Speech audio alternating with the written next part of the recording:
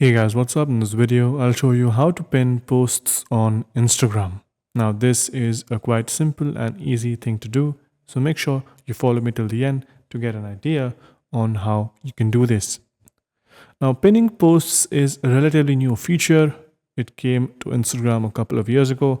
So, what this does is you can pin a bunch of posts or reels on the top of your profile. So, now here I only have 3 pieces of content. But if you have your page filled out with a bunch of content and you want to showcase or highlight something or pin it at the top of your profile, all you have to do is to select that piece of content.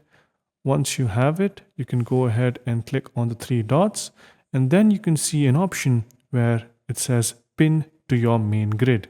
Once you do that, you can go ahead, click on back, and you will see that there is this pin symbol on the top right corner of a post. And yeah, that's pretty much it on how to pin posts on Instagram. Now, this can be anything, it can be an image or a reel. So, once just click on the post and click on the 3 dots on the top right corner, click on pin to main grid, and that is it.